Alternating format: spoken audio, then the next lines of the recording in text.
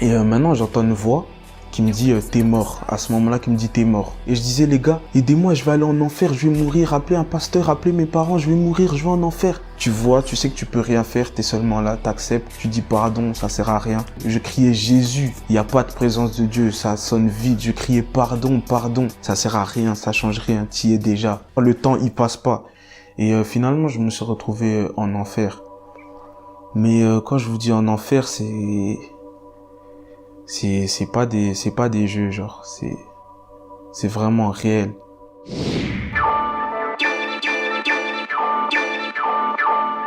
Bonjour à tous, donc moi c'est JD, mon nom complet c'est Jean-David. Je vais vous expliquer mon témoignage. J'ai grandi dans l'église, mes parents servent depuis que je suis bébé, mais maintenant je suis tombé, on va dire, dans une routine, dans un ennui. Pour moi c'était ennuyant l'église, tout ce qui était l'église, quand on parlait de Dieu c'était ennuyant.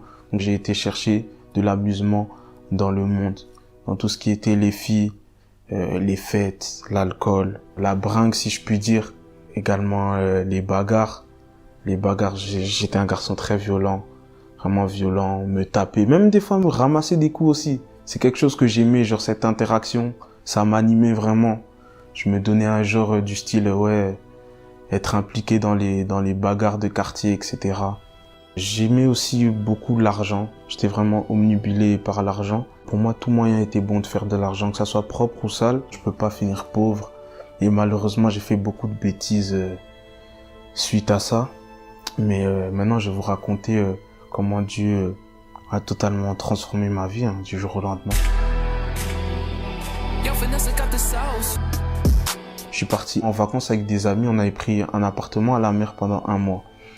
Un soir, j'étais sorti ce soir-là, je me suis battu, je me suis encore battu. D'ailleurs, j'étais très fier, j'avais mis un KO, etc. Je me suis encore battu, bref. Ce soir même, quand je suis rentré, j'étais vraiment fier, content de ma victoire, si je puis dire. J'étais un peu exténué, j'avais passé une longue journée, je suis parti dormir.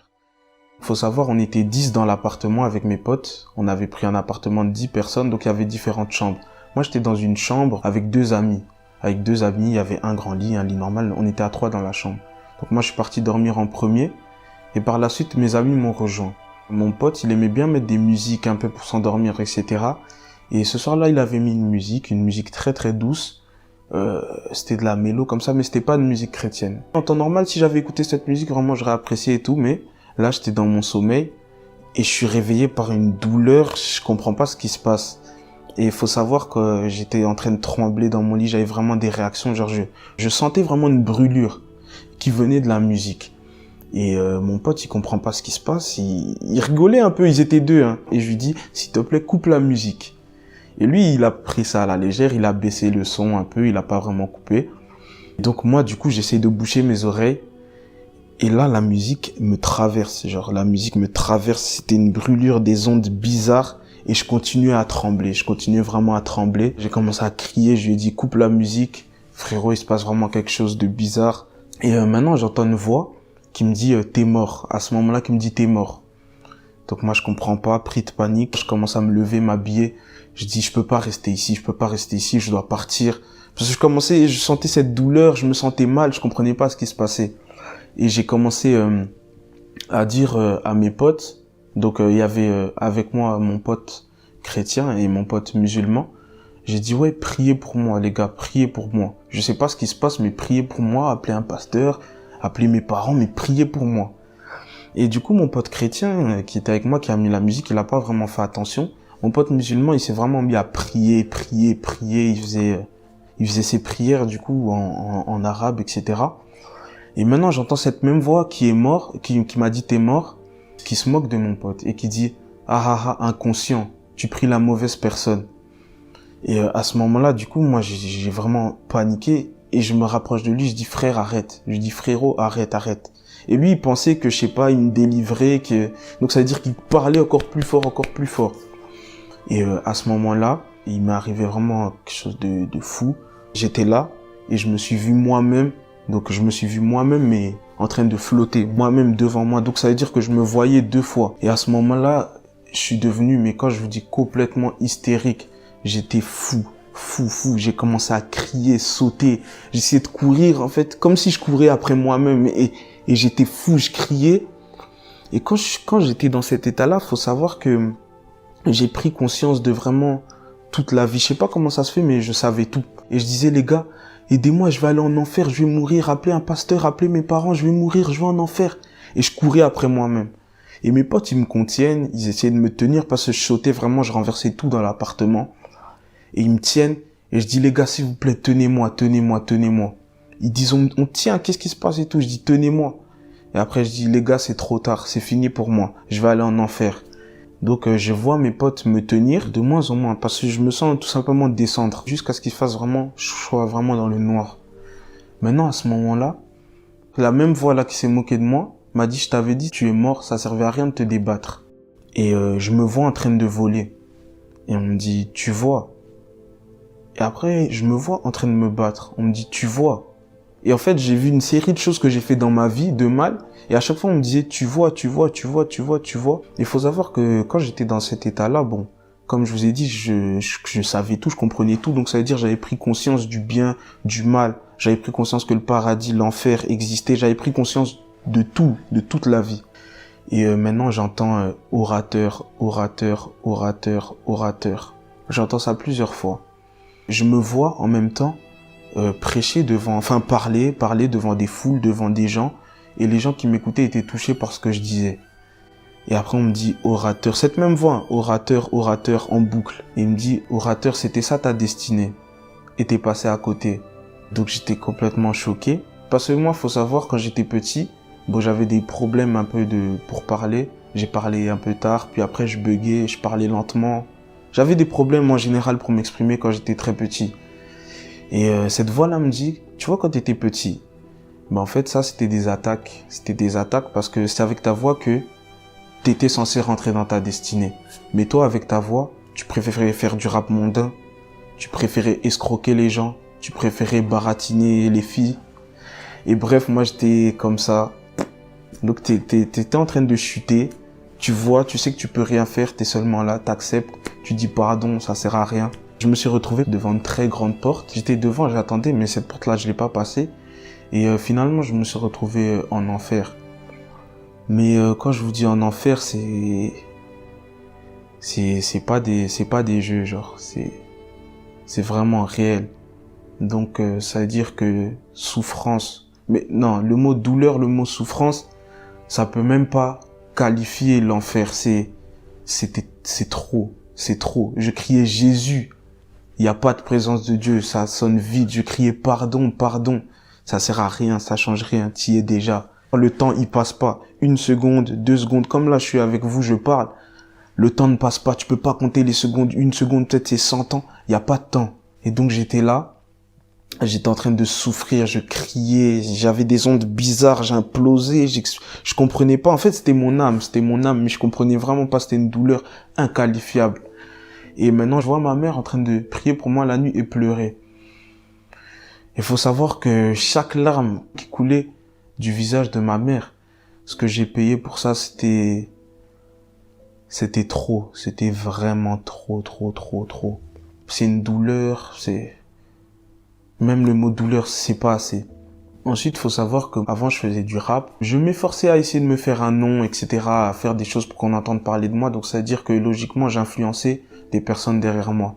Et maintenant, chaque personne, on va dire que j'ai influencé, j'ai payé pour ces personnes-là. Chaque personne qui voulait m'imiter, j'ai payé pour ces personnes-là.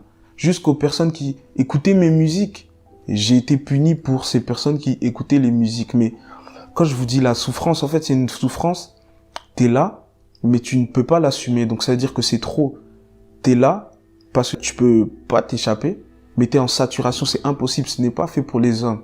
L'enfer, ça a été créé pour ceux qui ont conspiré contre Dieu, pour Lucifer et les démons, les anges déchus qui ont conspiré contre Dieu. C'est fait pour des créatures spirituelles, si je puis dire. C'est pas fait pour nous, les hommes. On peut pas assumer ça. Après tout cela, je me sens tout simplement revenir à moi-même. Je reviens dans mon corps, dans l'appartement où j'étais de base. Et il faut savoir, mes potes qui étaient avec moi là, ils m'avaient allongé sur un lit. Ils s'étaient positionnés tous autour de moi. Et ils étaient un peu en panique. Certains lâchaient quelques larmes, certains paniquaient, certains ne savaient pas s'ils devaient appeler l'ambulance ou pas. Et puis je reviens, puis ils me disent, JD, ton cœur s'arrête de battre, ton cœur bat lentement, ton cœur bat vite. Qu'est-ce qui se passe, gros? Tu fais un arrêt du cœur, qu'est-ce qui t'arrive, en fait? Et moi, en fait, quand je suis revenu à moi-même, j'avais une révolte. Et en fait, j'étais clairement énervé. J'ai commencé à leur crier dessus. Je leur disais, c'est pas un arrêt du cœur que je suis en train de faire, c'est un arrêt de l'âme. Et je faisais que leur crier dessus.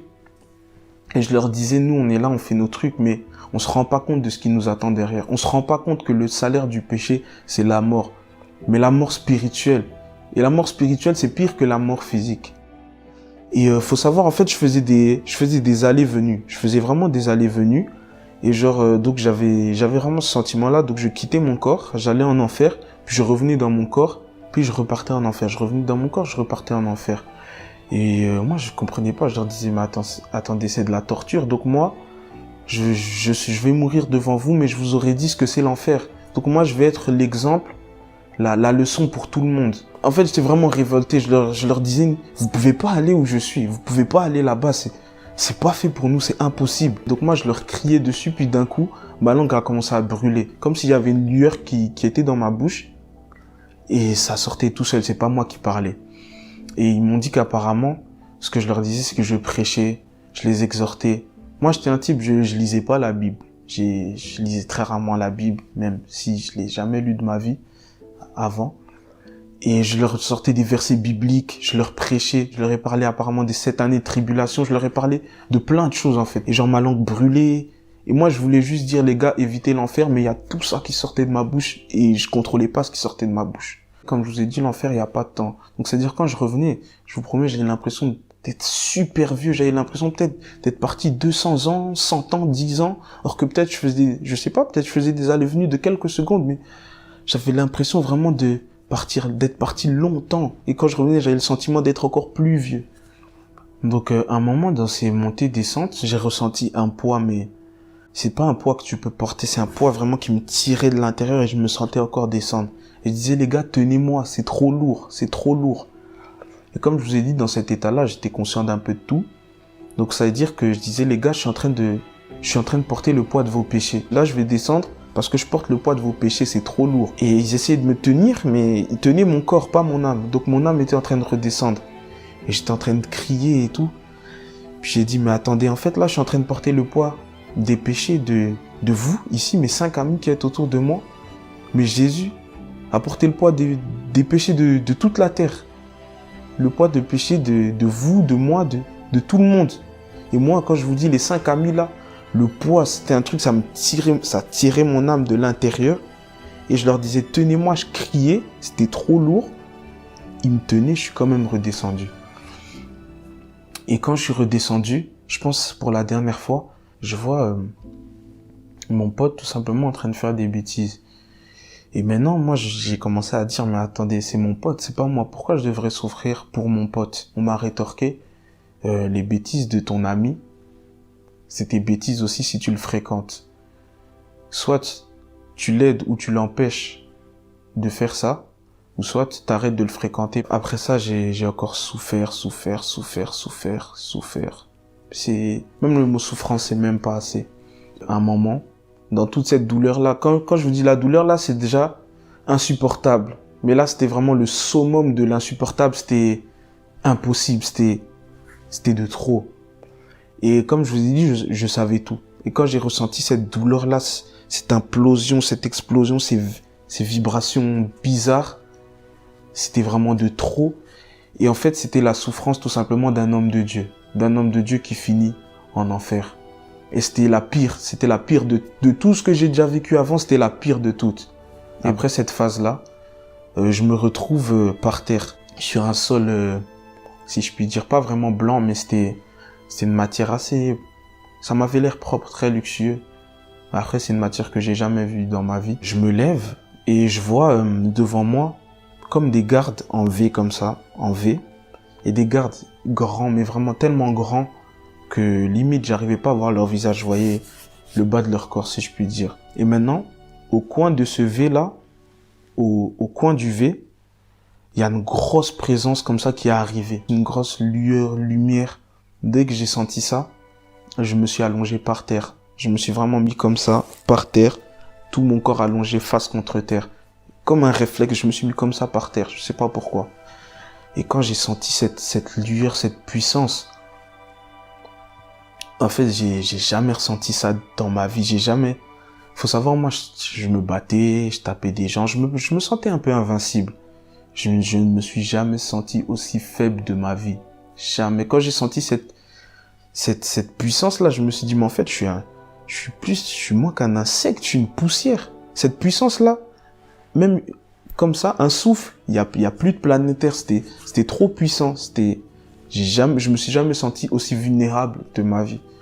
Et genre, j'étais tétanisé, j'avais vraiment peur. Enfin, c'était pas vraiment de la peur, c'était de la crainte, j'étais tétanisé, je bougeais pas. Déjà, je n'arrivais pas à bouger, j'arrivais pas à lever la tête et j'étais conscient que si je levais la tête, j'arrivais à regarder ça de mes yeux, j'allais complètement me faire désintégrer, c'était trop puissant, je pouvais même pas regarder, je pouvais pas lever les yeux. J'étais là en train de pleurer, je disais pardon, je veux pas mourir, pardon, je peux pas aller en enfer, pardon, pardon. Et je m'exprimais en fait, faut savoir, je m'exprimais un peu avec l'argot. J'étais un peu trop à l'aise quand je parlais. Je m'exprimais un peu en argot, des langages de jeunes, etc. Et maintenant, cette puissance-là, Dieu, tout simplement, m'a dit, est-ce que tu sais à qui tu parles? Quand il a dit ça d'une grosse voix, c'était pas une voix énervée ou quoi, c'était une voix autoritaire. On m'a dit, est-ce que tu sais à qui tu parles? Quand j'ai entendu ça, instantanément, tout mon corps a commencé à brûler. J'ai commencé à crier. J'ai dit pardon, pardon, pardon. Je vais m'exprimer en bon français. La langue que tu as inspirée aux hommes. Avec l'intelligence que tu as donnée aux hommes. Pardon, pardon. Et j'ai commencé à m'exprimer bien. Mais quand je vous dis bien m'exprimer, moi j'avais un peu... Bon, mon langage avant c'était compliqué. Hein, beaucoup d'argot, etc. Là, j'ai jamais autant bien parlé de ma vie. Je parlais vraiment de manière distinguée.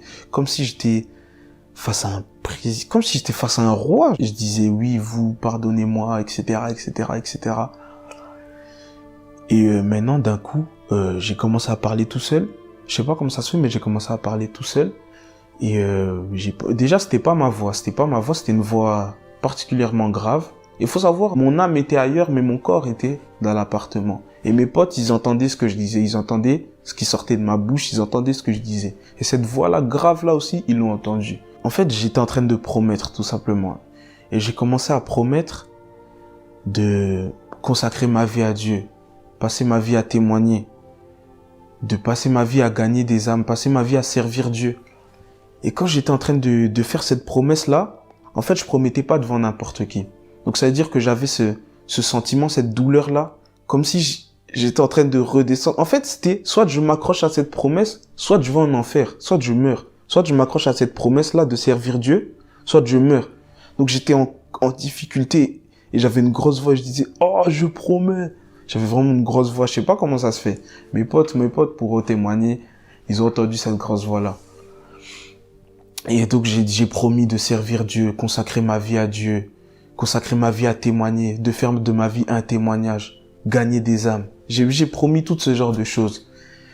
Et maintenant, bon, j'ai plus ce sentiment de douleur là, et je reste tout simplement allongé, tétanisé, toujours allongé, face contre terre. Et maintenant on me dit, relève-toi, lève-toi. Et moi j'arrivais pas. En fait j'avais cette crainte, cette puissance. Quand j'ai senti cette puissance, j'ai dit je peux pas me lever, j'arrivais pas à me lever. Je suis resté allongé, toujours face contre terre. Maintenant on vient, quelqu'un m'aide à me relever tout simplement, m'aide à me relever. Je me mets pas debout droit, tête levée et tout, non. J'étais resté à genoux, on va dire, à genoux, un genou à terre et une jambe comme ça, et j'avais la tête baissée. Je pouvais pas lever la tête, c'était impossible. Donc quand j'ai été dans cette position-là, j'ai commencé à regarder autour de moi, mais pas devant. Hein. Donc j'avais toujours la tête baissée, je ne me permettais de regarder que sur les extrémités. Je pouvais pas, absolument pas lever la tête, impossible pour moi, j'allais me faire décimer. Trop puissant. Je vois tout autour de moi, en fait, plein d'hommes. Tout plein d'hommes. Et comme je vous ai dit, dans cet état-là, j'avais la connaissance et j'avais la conscience des choses. Je sais pas comment ça se fait, mais j'avais la conscience de tout. Et quand je voyais ces hommes-là, en fait, je voyais des hommes de Dieu. Je voyais des prophètes, des évangélistes, des pasteurs. En fait, c'était des hommes de Dieu. Et ils étaient aussi dans la même position que moi, donc un genou à terre et la tête baissée. Ils avaient... Ils avaient sur eux une sorte de, si je puis dire, une cape, couverture, comme une fourrure sur eux, sur leur dos. Et ils tenaient de la main droite un bouclier, de la main gauche une épée. Donc je regarde comme ça un peu autour de moi, ok, j'ai vu ça. Maintenant moi, je sens tout simplement qu'on met aussi cette fourrure, cette sorte de fourrure sur mon épaule, on met aussi ça. Maintenant on me donne aussi un bouclier dans la main droite, une épée dans la main gauche. Maintenant, on pose un coffre à mes pieds, un petit coffre, mais ça avait vraiment l'air luxueux. Mais encore une fois, c'est un truc que j'ai jamais vu dans ma vie, mais ça avait vraiment l'air luxueux, une sorte de coffre. Et on me dit ta mission. Et la personne là, quand elle a posé le coffre, quand elle a lâché le coffre, j'ai regardé à ses mains et je vois en fait un trou ici et un trou ici. Ses deux mains étaient trouées. Je commence à réaliser que quelqu'un qui a les mains trouées dans ce genre de situation, ben c'est Jésus. Donc je commence vraiment à réaliser ce qui se passe et dans ma tête, c'était vraiment l'euphorie.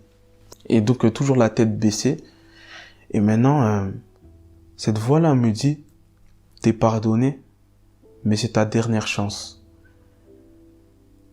Et il faut savoir que moi, en fait, j'étais un garçon vraiment entêté. J'avais déjà eu des avertissements, si je puis dire, réels de Dieu dans ma vie, que j'ai jamais pris en considération.